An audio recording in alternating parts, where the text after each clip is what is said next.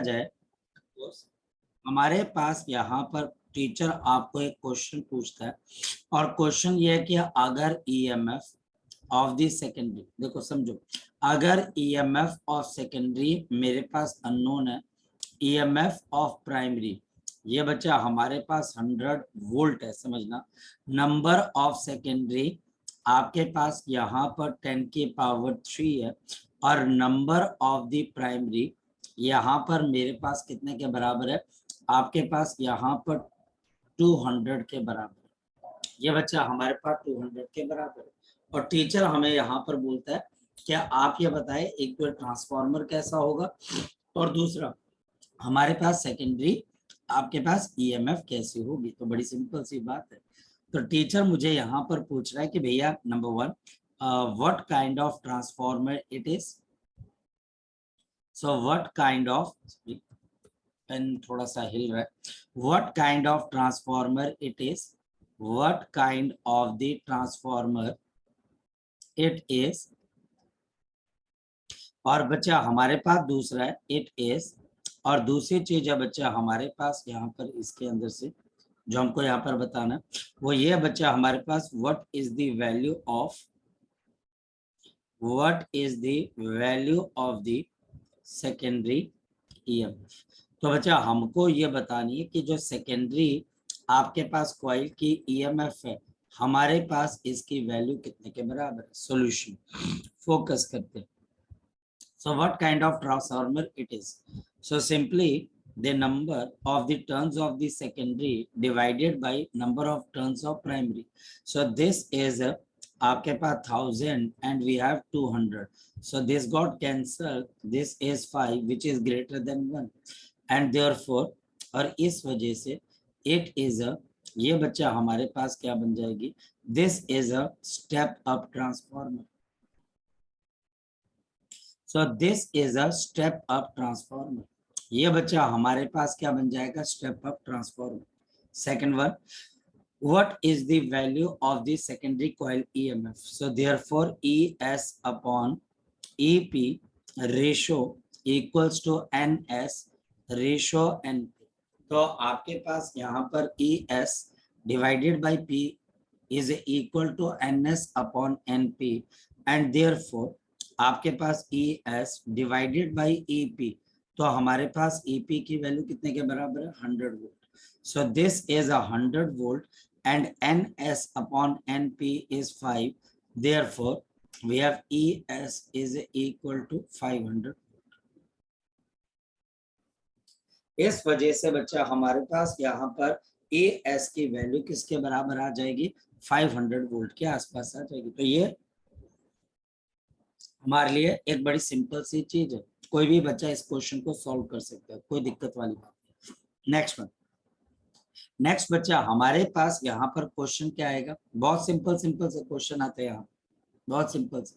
हमारे पास यहाँ पर क्या आ जाएगा, इफ इन द ट्रांसफॉर्मर, अगर बच्चा हमारे पास यहाँ पे ट्रांसफॉर्मर है, सपोज मेरे पास यहाँ पे ट्रांसफॉर्मर है और मेरे पास ES आपके पास 10 है, आपके पास IS ये बच्चे 5 है, वी हैव EP ये बच्चा हमारे पास यहाँ पे 20 है और आपके पास IP ये हमारे पास 10 है. Calculate efficiency of the transformer. तो किसी भी ट्रांसफॉर्मर की जो एफिशिएंसी है, calculate the efficiency of the transformer. तो हमारे पास यहाँ पर एफिशिएंसी ऑफ ट्रांसफॉर्मर क्या होगी, तो बड़ी सिंपल सी चीज है ट्रांसफॉर्मर की एफिशिएंसी को निकालना. सॉल्यूशन, हमारे पास efficiency of the transformer is ES आपके पास IS डिवाइडेड बाय EP और बच्चा हमारे पास क्या आ गया, IP. तो ES IS divided by EP IP, ES IS divided by EP IP. तो हमारे पास यहाँ पर और मल्टीप्लाइड बाय 100, सच 100% में निकाल दिया ना, तो हमारे पास 10 into 50 divided by 20 into 10 multiplied by आपके पास 100 और हमारे पास एक जीरो, ये बच्चा हमारे पास कैंसिल और ये दो कैंसिल होकर हमारे पास कितना आ जाएगा, 50. So the we can write down efficiency is 150%. हालांकि होता नहीं है, एफिशिएंसी बहुत कम रहती है, so the efficiency is equal to हमारे पास कितना आ जाएगा 150%, तो कोई बहुत मुश्किल चीज नहीं है। तो नेक्स्ट वन, अब बच्चा हमारे पास कुछ एलसीआर सर्किट के पावर डिसिपेटेड के क्वेश्चन, चलिए सो यहाँ पर बच्चा हमारे पास कुछ टिपिकल क्वेश्चन, फिर से दोबारा टीचर मुझे बोलेगा calculate the power factor, calculate the power factor of the following, power factor of the following circuit, of the following circuit। तो मेरे पास मैं आपको एक सर्किट दे रहा हूं और उस सर्किट का फॉलोइंग सर्किट, और उस सर्किट का मुझे क्या निकालना है, पावर फैक्टर। तो हमारे पास एक रेजिस्टेंस आ गई, ये बच्चा हमारे पास एक इंडक्टर आपके पास आ गया, और ये हमारे पास यहाँ पर एक कैपेसिटर आ गया, और ये हमारे पास इस तरीके से, तो ये मेरे पास यहाँ पर तीन चीजें। सो ये बच्चे हमारे पास आ गया 100 आपके पास ओम, समझने की कोशिश करना, ये मेरे पास यहाँ पर आपके लिए आ गया, देखो आपको निकालना तो पड़ेगा बच्चे आपके पास, ये हमारे पास यहाँ पर आपके लिए आ गया करीबन हमारे पास 100 ओम, और ये बच्चा हमारे पास आ गया 50 ओम। ये रिएक्टेंस है और ये रेजिस्टेंस है। Now this is R L and C, and teacher मुझे यहाँ पर पावर फैक्टर निकालने को बोलता है। Solution, the power factor of the circuit is given by, the power factor of the circuit is given by, तो जो पावर फैक्टर है this is given by R upon Z, तो हमारे पास ये आ जाएगा R upon Z, and this will be equal to R, और z बच्चा हमारे पास किसके बराबर आ जाएगा, अंडर रूट ऑफ हमारे पास एक्सएल माइनस ऑफ एक्सी का स्क्वायर प्लस ऑफ आर का स्क्वायर। तो हमारे पास देयरफॉर आपके पास यहाँ पर क्या चीज आएगी, R which is 100 divided by under root of आपके पास कितना आएगा 100 माइनस 50 का आपके पास स्क्वायर प्लस ऑफ आपके पास 100 का स्क्वायर। समझ पा रहे होंगे आप। सो हमारे पास यहाँ पर 100 divided by under root of 50 का स्क्वायर 2500 प्लस ऑफ 100 का स्क्वायर, तो आपके पास यहाँ पर 10,000। मेरी बात को आप समझ पा रहे होंगे। तो अब मेरे पास एक जीरो और आएगा, तो हमारे पास therefore the 100 divided by under root of, तो हमारे पास यहाँ पर कितना आ जाएगा 12500। सो हमारे पास अगर आप चाहो तो इसमें से कुछ चीजों को कॉमन निकाल सकते हो। फॉर एग्जांपल 100 डिवाइडेड बाय नीचे से बच्चे 10 अंडर रूट ऑफ कितना आ जाएगा 125 कैंसिल।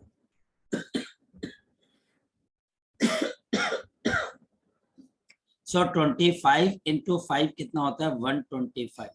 इस वजह से ये मेरे पास आ गया 10 और ये बच्चा हमारे पास आ गया 5√5 and this will be 2 under root of, और ये बच्चा हमारे पास क्या बन जाएगी 9, ये बच्चा हमारे पास क्या बन जाएगा power factor. Now this becomes the power factor, कोई बहुत मुश्किल नहीं। नेक्स्ट वन, नेक्स्ट बच्चा हमारे पास यहाँ पर क्वेश्चन क्या आएगा, वी हैव LCR सर्किट, जहां पर बच्चा हमारे पास क्या, ध्यान से समझना, we have the LCR circuit जहां पर बच्चा हमारे पास the L is equal to 4.0 henry, the capacitance, जो कैपेसिटेंस है वो 1 माइक्रोफैरड के बराबर है बच्चा आपके पास, एंड द रेजिस्टेंस, और जो रेजिस्टेंस है बच्चा हमारे पास इट इज 40 ओम, ये बच्चे 40 ओम के बराबर। नंबर 1 कैलकुलेट, आपको यहाँ पर कैलकुलेट करके बतानी है the resonant frequency of the circuit, calculate the resonant frequency of the circuit, of the circuit, calculate the resonant frequency of the circuit. मेरे पास मुझे यहाँ पर इस सर्किट की क्या निकालनी है, रेजोनेंट फ्रीक्वेंसी निकालनी है। मुझे इस सर्किट की क्या निकालनी है बच्चा, आपके पास रेजोनेंट, आपके पास यहाँ पर फ्रीक्वेंसी को निकालना। तो कैसे निकालेंगे, सॉल्यूशन बड़ी सिंपल सी चीज है, आपकी resonant frequency is given by 1/2 pi under root of 1/LC। अब ये याद होना चाहिए राघव, प्रणीत सलोनी। तो आगे कैसे करोगे? तो हमारे पास यहाँ पर frequency is equal to 1/2 under root of 1/L। तो जो हमारे पास हमारा L है वो तो 4 है, और दूसरा बच्चे 1 माइक्रो, तो 10 की पावर बच्चे हमारे पास -6, तो 10 की पावर -6, C किसके बराबर है? 1 माइक्रोफेरेड। तो फ्रीक्वेंसी इज इक्वल टू 1/2 यहाँ से बच्चे 2 आपके पास इंटू 10 की पावर, ये -3 है, जिसका रूट बच्चे हमारे पास कितना आ जाएगा? -3। तो 4 आपके पास ऊपर कितना आ जाएगा? 1000 डिवाइडेड बाई 4 पाई। इसको फर्दर अगर हम सॉल्व करेंगे तो हमारे पास कितना आ जाएगा बच्चे? This will B 250 divided by pi hertz. तो हमारे पास यहाँ पर 250 डिवाइडेड बाई पाई हर्ट्ज, तो ये हमारे पास क्या आ जाएगी? आपके पास यहाँ पर इसकी फ्रीक्वेंसी आ जाएगी। कोई बहुत मुश्किल चीज नहीं। आप इस पूरे चैप्टर के अंदर किसी भी तरह के न्यूमेरिकल को अगर आप देखें तो वो न्यूमेरिकल आपको इतना बड़ा नहीं लगेगा कि आप क्वेश्चन ना कर पाओ। अरे बड़े आराम से क्वेश्चन हो जाए, कोई दिक्कत ही नहीं है क्वेश्चन करने में। It will take hardly a formula to crack down the question, चाहे वो जैसे मर्जी, चाहे वो जैसा मर्जी, आपको 2 मिनट लगेंगे कि आप किसी भी क्वेश्चन को क्या कर सको? क्रैक कर सको, किसी भी क्वेश्चन को बता सको कि करना कैसे। ये बहुत सिंपल सी चीज। नेक्स्ट, हमारे पास सपोज कि देखिए पावर डिसिपेटेड कैसे आएगा। हमारे पास यहाँ पे टीचर क्या बोलता है? टीचर मुझे बोलता है कि suppose the voltage in the AC circuit is 30 sine of omega t and the current in the AC circuit is 40 sine of omega t and we have plus of यहाँ पर पाई by 3, plus of pi by 3। Teacher मुझे बोलता है what is the power dissipated in this circuit. बड़ा आसान question है। सो calculate the power dissipated, calculate the power dissipated in this circuit. So calculate the power dissipated in this circuit. आपके पास in this circuit, यानी इस circuit में आपके पास कितनी power dissipate होगी? सॉल्यूशन जरा चेक कर लेते हैं, सॉल्यूशन जरा चेक कर लेते हैं। तो हमारे पास यहाँ पर कितनी पावर डिसिपेट हो जाएगी? That power is given bye V0 into I0 upon 2 into cos of, और ये बच्चा हमारे पास एंगल आ गया 5, V0 and this is I। तो मेरे पास power will be 30 multiplied by 40 upon 2 into cos of pi by 3। तो कॉस पाई बाई 3 मतलब 180/3, तो 60, cos 60 कितना होता है? Half. So this is 1220 divided by 4, और इसको सॉल्व करेंगे तो आंसर इज 300 वोल्ट। देखो ये क्वेश्चन है बच्चे, कौन सा ऐसा क्वेश्चन है जो आप नहीं कर पाओगे? आपको थोड़ा बहुत सर्किट के बारे में अंदाजा होना चाहिए, थोड़ा बहुत इसके बारे में, 2 मिनट लगेंगे आपको क्वेश्चन को क्रैक करने में। क्लियर? तो इसी तरीके से आप कोई भी क्वेश्चन उठाए, कोई भी क्वेश्चन उठाए, दैट विल हार्डली टेक, मतलब कि आपके पास अगर प्रॉब्लम आएगी तो सिर्फ ये कि सर मैं फॉर्मूला भूल गया, सर मैं भूल गया कि रेजोनेंस के अंदर क्या होता है, सर मैं भूल गया कि जो रिएक्टेंस है वो क्या होती है, मैं भूल गया। तो ये अगर आप भूलने के बहुत ज्यादा शौकीन हो, क्योंकि मैं यहाँ पे शौकीन बोलूंगा बच्चे, तो आपके ये क्वेश्चन नहीं निकलेंगे। लेकिन हाँ, अगर आप नहीं भूल पा रहे हो, आपके फॉर्मूले बिल्कुल टिच है, एकदम टिच है भाई, तो हो ही नहीं सकता है क्या आपके पास यहाँ पर आप इनके क्वेश्चंस को ना करो, बिल्कुल कर लो। ठीक, तो चलिए, तो ये बच्चा हमारे पास था यहाँ पर, जिसको हम बोल सकते हैं बच्चा हमारे पास हमारा चैप्टर ऑल्टरनेटिंग करंट। तो अब बच्चे हम यहाँ पर नेक्स्ट चैप्टर के साथ स्टार्ट करते हैं बच्चे। देखिए अब यहाँ पर भी बहुत बड़ी दुविधा ये बच्चा हमारे पास की जो इलेक्ट्रोमैग्नेटिक वेव है 4 मार्क्स का आएगा, जहाँ से 4 मार्क्स का आएगा, और उसमें याद करने वाला थ्योरेटिकल चीजें बहुत ज्यादा है as compare to the fact that कि उसमें सीखने सिखाने वाला बहुत कुछ नहीं है। तो हमारे पास इस वजह से जो नेक्स्ट चैप्टर आपका इलेक्ट्रोमैग्नेटिक वेव वो ज्यादा आपको बच्चे अपील नहीं कर पाता, और ज्यादा अपील ना करने की बहुत सिंपल सी वजह है जो हम बताते हैं बच्चों को कि बेटा इसमें कुछ ऐसी चीज है ही नहीं जो आपको अपील करे। एक पुराना सा लॉ है, एक चीज की प्रॉपर्टीज है जो आपको रट्टा लगाना है और आपने गो थ्रू हो जाना। So we write down and we talk about the electromagnetic waves. So next we talk about the concept of the electromagnetic waves. So we have the concept of the electromagnetic waves. तो हम यहाँ पर बच्चे आज हम electromagnetic waves के chapter को शुरू करते हैं, जो कि बच्चा हमारे पास चैप्टर 8 है। तो इसके बाद क्या बचता है? इसके बाद बच्चा हमारे पास बचता है optics and modern physics, and that's it. तो ऑप्टिक्स के 2 चैप्टर हैं, एक रे ऑप्टिक्स, एक वेव ऑप्टिक्स, और मॉडर्न फिजिक्स में dual nature, atom and nuclei, और दैट्स इट बच्चे। उसके बाद सेमीकंडक्टर फिजिक्स है। तो 3, 4, 5, इसके बाद बच्चे इफेक्टिवली से 5 चैप्टर आपके बचते हैं आपके कोर्स के, और फिर बच्चे आपका कोर्स कंप्लीट हो जाता है। सो इलेक्ट्रोमैग्नेटिक वेव्स, सो हमारे पास इलेक्ट्रोमैग्नेटिक वेव्स हमारे पास क्या समझा जाए बच्चा? हमारे पास इलेक्ट्रोमैग्नेटिक वेव्स आपके पास are the these are the waves, these are the waves around us, ये बच्चा हमारे पास हैं बच्चे, which is vital for the आपके पास which is vital for the human आपके पास एग्जिस्टेंस, जो हमारे पास ह्यूमन एग्जिस्टेंस के लिए बहुत बहुत इंपॉर्टेंट। एक्सरे, अल्ट्रावायलेट रेस, इनकी समझदारी बच्चे हमको ये बताती है बच्चे कि कैसे सरवाइव किया जाए या कैसे चीजों को यूज किया जाए। सो इलेक्ट्रोमैग्नेटिक वेव की जो शुरुआत हुई थी बच्चे हमारे पास, वो शुरुआत हुई थी बच्चे हमारे पास by the concept of the displacement current, by the concept of the displacement current, और in fact ये बच्चा हमारे पास क्या बन जाता है? the modified ampere circuital law, the modified आपके पास ampere's circuital law, the modified ampere circuital law। तो displacement current was devised by या developed by the, जो बच्चा हमारे पास यहाँ पे डेवलप किया गया था बच्चे आपके पास, और ये डेवलप किया गया था मैक्सवेल से। ना ये बच्चा हमारे पास यहाँ पे डेवलप किया गया था मैक्सवेल से।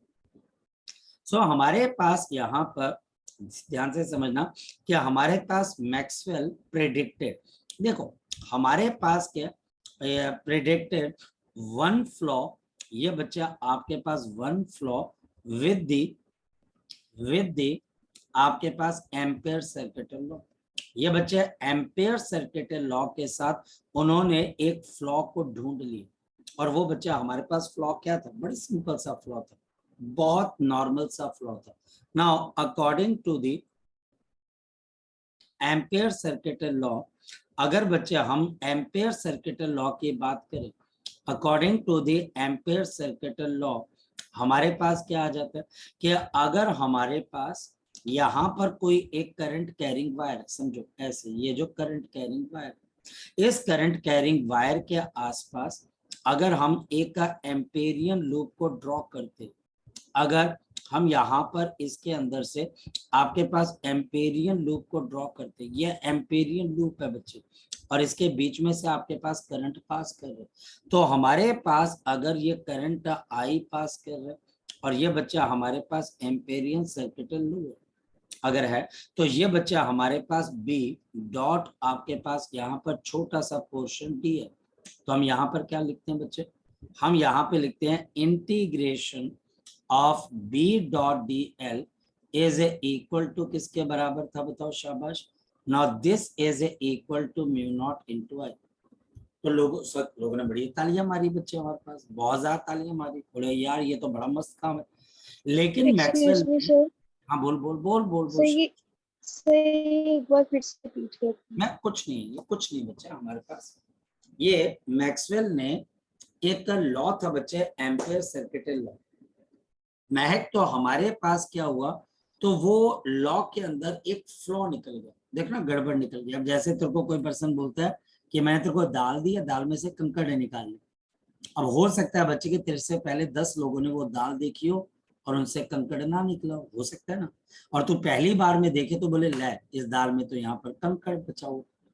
ऐसे बच्चे हमारे पास क्या होते हैं, फ्लॉज होते हैं। देखो फिजिक्स कैसे काम करती है मैं आपको पहले समझा दूं। फिजिक्स कुछ ऐसे काम करती है, ध्यान से समझना। फिजिक्स बच्चा हमारे पास काम करती है मॉडल्स के ऊपर। सबसे पहले लोग एक्सपेरिमेंट करते हैं, जैसे कि मान लिया जाए महक, तू गई और तूने ओम्स लॉ पे एक्सपेरिमेंट स्टार्ट कर दिया, और तूने बच्चे एक्सपेरिमेंट जब करने शुरू कर दिए तो क्या हुआ कि V is equal to I R. तू बोलती गई कि वोल्टेज सर बढ़ता जा रहा है तो करंट भी बढ़ता जा रहा है। अब तो मेरे पास आएगी तो मैं इसके ऊपर तुझे बताऊंगा कि मॉडल कैसे तैयार करते हैं, आपका इलेक्ट्रॉन कैसे ट्रेवल करता है, और उस मॉडल के अंदर मैं तुझे बताऊंगा कैसे सुपर कंडक्टिविटी या फिर रेजिस्टेंस काम करती है। तो उस मॉडल से हमें पता लगता है। ऐसे ही हमारे पास क्या है बच्चे, मैक्सवेल ने एक लॉ के अंदर फ्लॉ निकाला। ये लॉ बोलता क्या है, पहले तुम ये समझ लेना।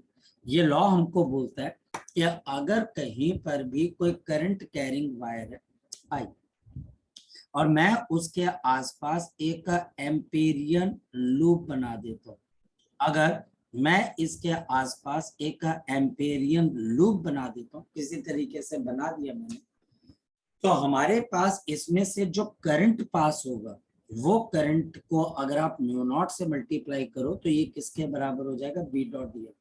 यहाँ पर बी बच्चे आपके पास क्या, magnetic field. This is the magnetic field of the current I. ये बच्चा हमारे पास मैग्नेटिक फील्ड है करंट आई। ये मेरे पास करंट कैरिंग वायर है, इसके आसपास इस वायर की मैग्नेटिक फील्ड है। तो इस मैग्नेटिक फील्ड को इस लेंथ के ऊपर अगर मैं देखूंगा, इस वायर की मैग्नेटिक फील्ड को अगर मैं किस पे देखूंगा, इसकी लेंथ पे देखूंगा, तो वो जो मैग्नेटिक फील्ड इसके लेंथ पे कैलकुलेट होगी वो म्यू नॉट टाइम्स ऑफ क्या होगा, करंट का। तो ये हमारे पास म्यू नॉट टाइम्स ऑफ आपके पास क्या आएगा, करंट आई हो जाएगा। ऐसा मैक्सवेल ने प्रेडिक्ट किया, लेकिन इसके लिए जो लूप उसने ढूंढा, करंट को उसमें से पास होना जरूरी था। लूप में से करंट का पास होना जरूरी था। अब मैक्सवेल ने क्या किया, मैक्सवेल ने बच्चा हमारे पास क्या किया, मैं यहाँ पर उसने एक कैपेसिटर लिया, ये कैपेसिटर लिया, ये कैपेसिटर की दोनों प्लेट्स हैं, और हमारे पास यहाँ पर इस तरीके से इसको किसके साथ बांध दिया, नीचे बच्चा हमारे पास वोल्टेज के साथ। तो ये मेरे पास यहाँ पर नीचे वोल्टेज के साथ मैंने बांध दिया, लो जी वोल्टेज के साथ बांध दिया। अब बच्चा हमने यहाँ पर इसको किसके साथ बांध दिया बच्चे, वोल्टेज के साथ भी। और ये कैपेसिटर आपके पास क्या आगे सी, ये पॉजिटिव है और ये बच्चा हमारे पास क्या नेगेटिव, एक पॉजिटिव और दूसरा बच्चा हमारे पास यहाँ पर क्या नेगेटिव, और ये कैपेसिटर है सी। फोकस करना, हमारे पास अगर मैं यहाँ पर करंट अगर चल रहा है और मैं यहाँ पर एम्पेरियन सर्किटल रूल लगाऊं, देखो समझो, यहाँ पर अगर मैं एम्पेरियन सर्किटल रूल लगाऊं तो ये वैलिड हो जाता है, ये वैलिड है। लेकिन बच्चे अगर मैं यहाँ पर बिल्कुल इसके बहुत पास जितना पास हो सकता है, अगर मैं यहाँ पर एम्पेरियन सर्किटल रूल लगाऊं तो ये इनवैलिड हो जाता है। और आपके पास मैक्सवेल ने बोला कि ये बात गलत है।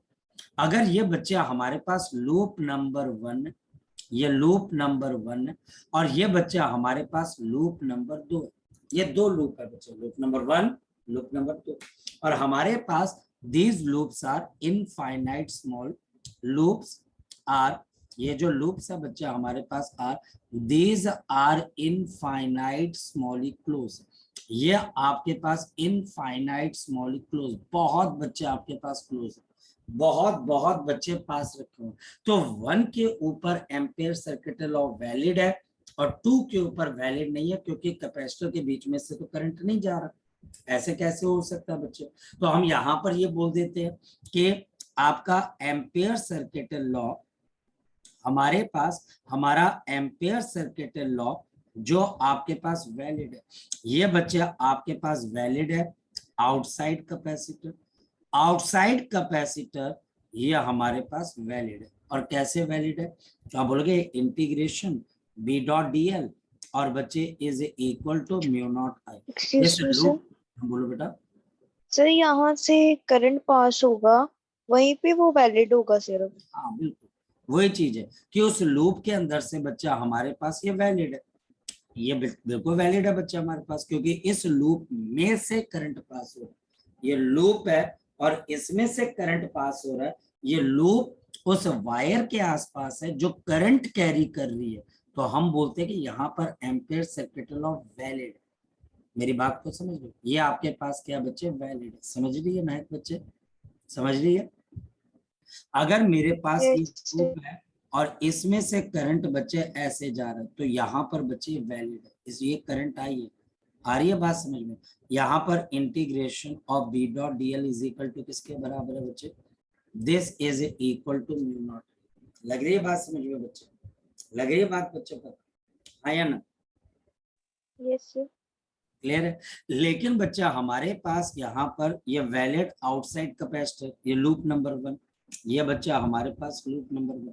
उसने क्वेश्चन ये उठाया कि ये लूप नंबर 2 में क्यों वैलिड नहीं है, और ये इनफाइनाइट स्मॉल क्लोज है, बहुत क्लोज है, जितनी आपकी उंगलियां क्लोज है, क्योंकि बच्चे कैपेसिटर की प्लेट बहुत पतली होती है। तो हमारे पास अगर ये लूप जस्ट कैपेसिटर की प्लेट के बाहर और अंदर है, तो क्या यहाँ पर हमारे पास ये लॉ वैलिड होगा कि इनवैलिड होगा। लोगों ने बोला इनवैलिड होगा, पर उसने बोला नहीं, ऐसा नहीं हो सकता, यहाँ पर भी बच्चा आपके पास वैलिड हो जाएगा। तो उसने बोला बट, लेकिन बच्चा हमारे पास मैक्सवेल, लेकिन बच्चे देखो मैक्सवेल ने एक मॉडल दिया। मैक्सवेल प्रेडिक्टेड दैट, मैक्सवेल ने बच्चे आपके पास ये प्रिडिक्ट किया। मैक्सवेल प्रिडिक्ट दैट, अब देखो प्रिडिक्शन दी बच्चे उसने। मैक्सवेल प्रिडिक्ट दैट दी आपके पास ampere circuit law should also be valid, should also be valid, should also be valid, also be valid. ये बच्चा हमारे पास वैलिड होगा inside the capacitor, inside the capacitor. ये बच्चा हमारे पास यहाँ पर कैपेसिटर के इनसाइड भी वैलिड होना चाहिए, उसे प्रेडिक्ट किया। तो यहाँ पर बाय, अब ध्यान से समझना, bye the concept of displacement current, bye the concept of the displacement current. और फिर वो बच्चे कॉन्सेप्ट को लेके आया, जिस कॉन्सेप्ट का उसने नाम क्या रखा, displacement current, displacement current, displacement current. तो उन्होंने बोला कि हमारे पास यहाँ पर इनसाइड आपके पास जो एम्पियर सर्किट लॉ है वो आपके पास होना चाहिए B dot d l, loop number 2 के लिए ये होना चाहिए म्यू नॉट इंटू आपके पास क्या होना चाहिए I D, mu naught into बच्चा हमारे पास यहाँ पर क्या होना चाहिए आई डी। मेरी बात को ध्यान से समझना, ये mu naught into I D होना चाहिए। जहां पर उन्होंने बोला कि आई डी मेरे पास डिस्प्लेस, देखो प्रिडिक्शन है बच्चे, हमारे पास प्रिडिक्शन है। जितने बड़े साइंटिस्ट हुए हैं उनमें से कई साइंटिस्टों की इंट्यूशन बहुत अच्छी थी, उन्होंने बोला कि ऐसा होना चाहिए, मेरा दिमाग कहता है ऐसा होना चाहिए, तो उनके दिमाग ने बोला ऐसा होना चाहिए, तो निकला भी यही कि आपके पास ऐसा आगे चल के पता लगा कि रियलिटी में कैपेसिटर के बीच में एक डिस्प्लेसमेंट करंट चलता है। तो हमारे पास ID is the displacement current, हमारे पास यहाँ पर आईडी आपके पास क्या चीज आ गई, डिस्प्लेसमेंट करंट आ गई। अब हमारे पास बोला गया डिस्प्लेसमेंट करंट क्या है, तो अब ध्यान से समझना, द डिस्प्लेसमेंट करंट, जो बच्चा हमारे पास डिस्प्लेसमेंट करंट होता है वो क्या होता है बच्चे, the displacement current is epsilon naught times, अब ध्यान से समझना, epsilon naught times the rate of change of electric flux, the rate of change of electric flux, the rate of change of electric flux। यानी कि आपके पास electric flux के अंदर आपके पास कितना चेंज आएगा, it is epsilon naught times the rate of change of the electric flux, जिसको उन्होंने किसका नाम दिया बच्चे, डिस्प्लेसमेंट करंट का। यानी कि डिस्प्लेसमेंट करंट आपके पास किसके बराबर है, आपके पास डिस्प्लेसमेंट करंट किसके बराबर है, this is epsilon naught times d phi electric upon d t. अब हो क्या रहा है जरा समझते हैं। हमारे पास जैसे जैसे आप कैपेसिटर को देखते हो, कैपेसिटर की ये वाली प्लेट पॉजिटिवली चार्ज और ये प्लेट आपके पास कौन सी है, नेगेटिवली चार्ज, और हमारे पास इस लूप में से कौन सा फ्लक्स पास हो रहा है, इलेक्ट्रिक फ्लक्स।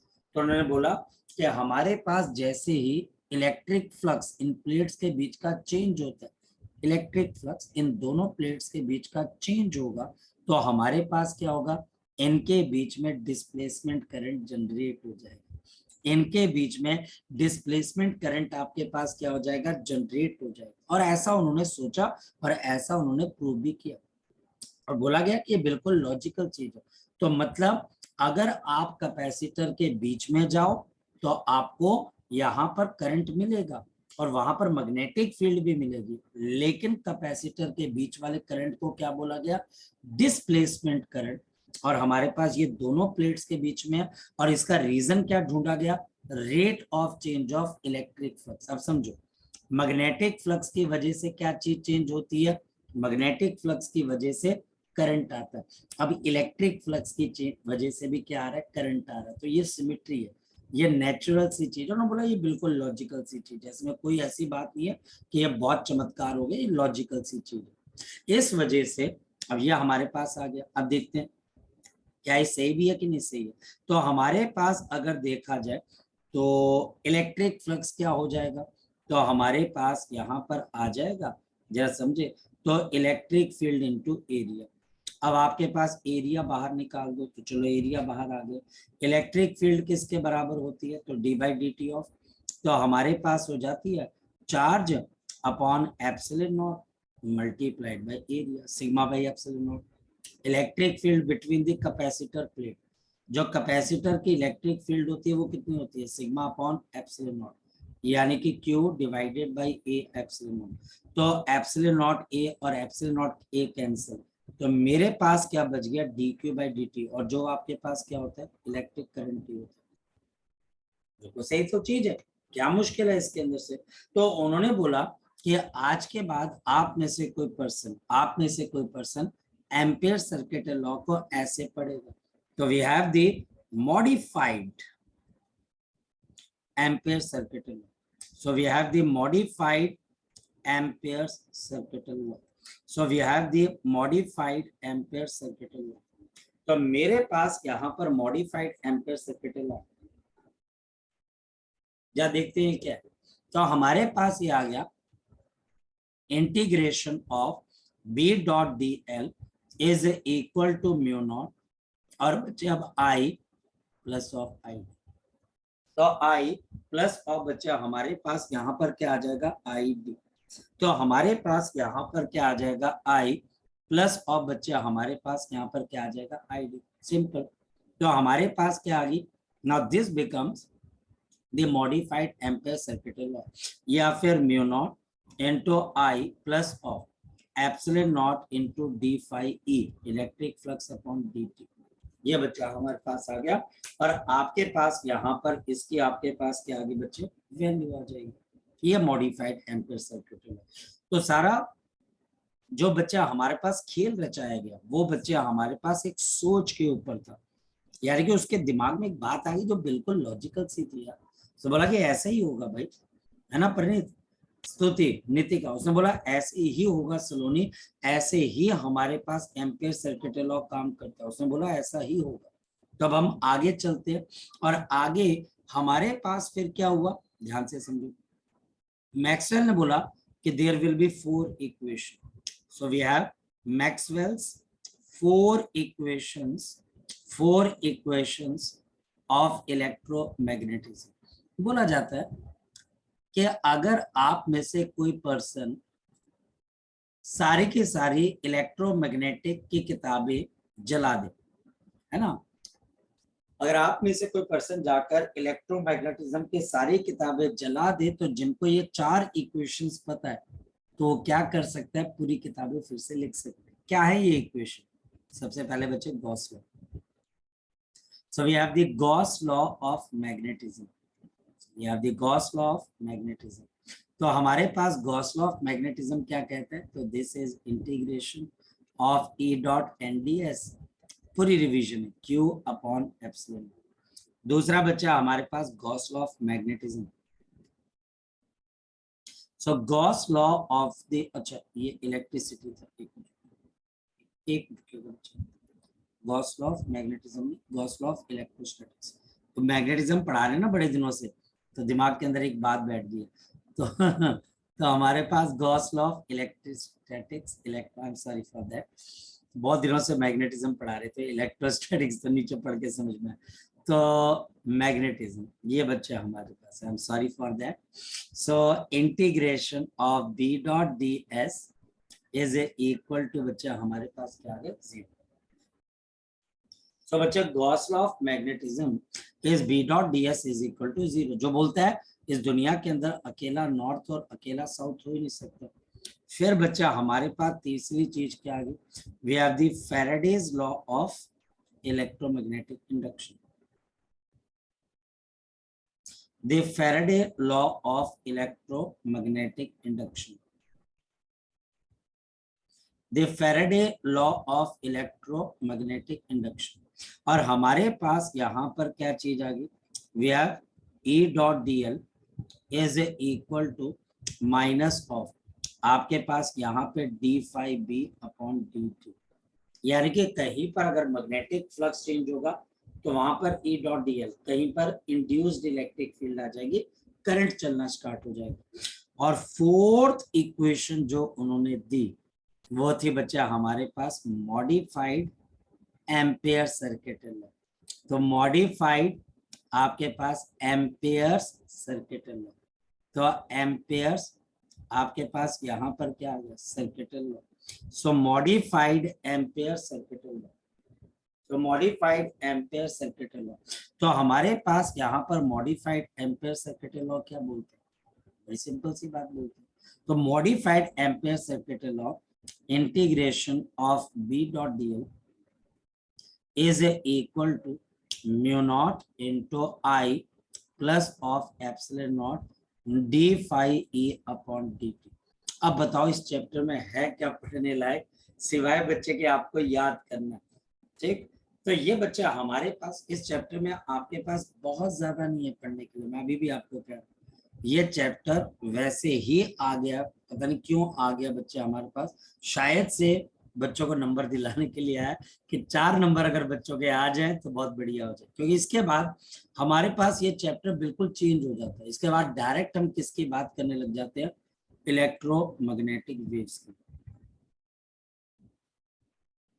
इसके बाद डायरेक्ट बच्चे हम किसकी बात करने लग जाते हैं, इलेक्ट्रोमैग्नेटिक वेव्स की। पीछे से कोई लेना देना एक्सक्यूज हमारे मी पास। सर, हाँ बोलो बोलो बोलो बच्चे बोलो। जो आपने ग्रुप में क्वेश्चंस भेजे थे वो पूरे सिलेबस के हैं, वो तो ऑलमोस्ट बच्चे, तो वो सफिशिएंट है बहुत सफिशिएंट है बच्चे। अगर हम बोर्ड के लिए उतना कर दें तो क्या है? देख मेरी तरफ से जो मेरा बेस्ट था बच्चे मैंने दिया, ठीक है बेटा। क्योंकि देख एक हाँ टीचर जी। बच्चा हमारे पास आपको कोई भी सामान देता है बच्चे, वो ये नहीं बोलेगा कि मैंने आपको बुरा दिया, हाँ या ना। अपनी तरफ से बच्चे कंपाइलेशन है या किसी भी तरीके से किसी से लिया हमने, ये लिया किस लिए बच्चे, ताकि आपको थोड़ा हेल्प मिल जाए।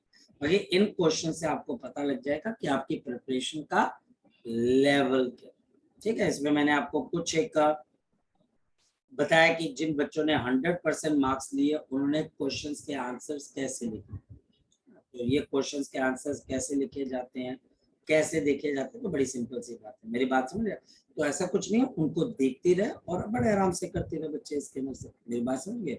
तो इसको करती रहे और बड़े आराम से तेरे पास यहाँ पर क्या हो जाएंगे, क्वेश्चन सॉल्व होने लगेंगे, ठीक है। कोई बात नहीं, तो उन क्वेश्चंस को करती जा, उनके आंसर्स ढूंढती जा, कहीं ना कहीं तो पहुंचेगी ना, आया ना ना। Yes, sir. कुछ ना करने से कुछ करना बेहतर।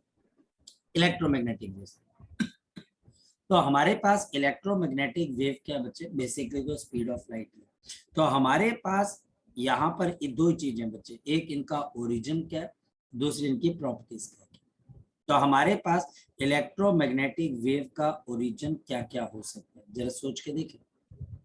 पहला, आपके पास एक्सेलरेटेड चार्ज पार्टिकल्स, आपके पास एक्सेलरेटेड चार्ज पार्टिकल्स। आपके पास एक्सेलरेटेड चार्ज पार्टिकल्स जो हैं बच्चे, वो आपके पास क्या प्रोड्यूस कर सकते हैं, इलेक्ट्रोमैग्नेटिक वेव्स।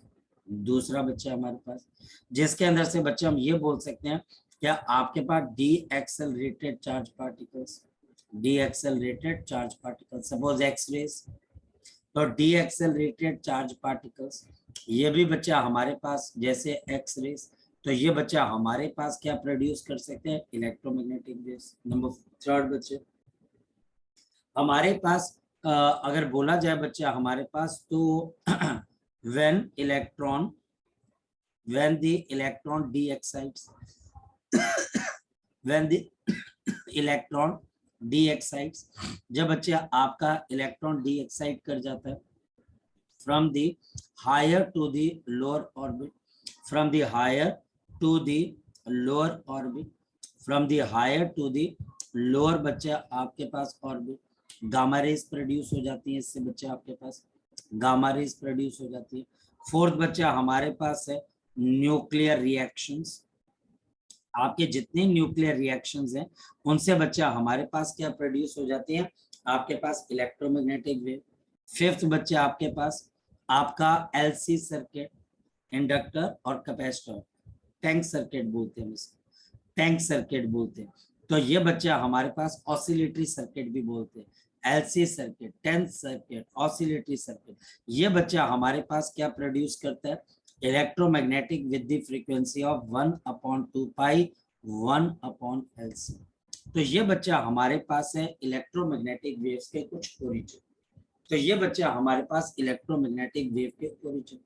अब बच्चा हमारे पास यहाँ पर क्या चीज आ जाती है बच्चे, we talk about the properties of the electromagnetic waves.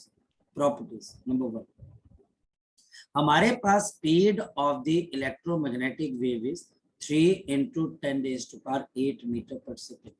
तो 3 into 10 raised to power 8 meter per second, and therefore the c is given by 1/√of mu naught into epsilon। पहली चीज। दूसरी चीज बच्चा हमारे पास the electromagnetic waves undergoes reflection and refraction। ये बच्चा आपके पास रिफ्लेक्ट भी करती है, रिफ्लेक्शन, एंड बच्चा आपके पास रिफ्रैक्शन, ये चला जाता है बच्चे। थर्ड वन बच्चा हमारे पास when medium changes, जब आपका मीडियम चेंज होगा, when the medium changes, जब आपका मीडियम चेंज होगा, द स्पीड, जो बच्चा हमारे पास है स्पीड आल्सो चेंजेस, जो स्पीड है बच्चे वो भी हमारे पास यहाँ पर क्या हो जाती है, चेंज हो जाती है। तो आपके पास सब बाकी प्रॉपर्टीज बच्चे अब हम नेक्स्ट टाइम देखेंगे बच्चे हमारे पास, क्योंकि आपके पास ये जो मैंने फिर आपको बोला इलेक्ट्रोमैग्नेटिक वेव ज्यादा बड़ा चैप्टर नहीं है और ये याद करने वाला ज्यादा चैप्टर है, और बड़े आराम से बच्चे हम इस चैप्टर में से 4 मार्क्स ले लेंगे, तो इसलिए टेंशन मत लेना इलेक्ट्रोमैग्नेटिक वेव्स की। तो कल ये चैप्टर बच्चे हमारा खत्म हो जाएगा, परसों आपका टेस्ट है बच्चे, इसी का मैं थोड़ा सा एक सब्जेक्टिव लिख लेना बच्चे पर। और नेक्स्ट क्या बच्चा, अगर कल ये चैप्टर खत्म हो जाएगा then we will be starting with the ray optics. ठीक है, तो कल हमारा रे ऑप्टिक्स बच्चे, क्योंकि देखो बच्चे 15 फरवरी से पेपर बैठ जाएंगे, ये बात तय है। तो जो चैप्टर जितनी जल्दी खत्म होता है बच्चे उसको खत्म करके क्वेश्चंस करके, मतलब कि मैं ये नहीं कि डायरेक्ट एकदम, इसके जो क्वेश्चंस होंगे वो कर लेंगे, थोड़े एसी के क्वेश्चन कर लेंगे, हम रे ऑप्टिक्स अपनी स्टार्ट कर देंगे बच्चे। चलिए ठीक है बच्चे, तो इसको अभी ध्यान रखना, इसको एक बारी बच्चे नजर मार देना। Bye bye.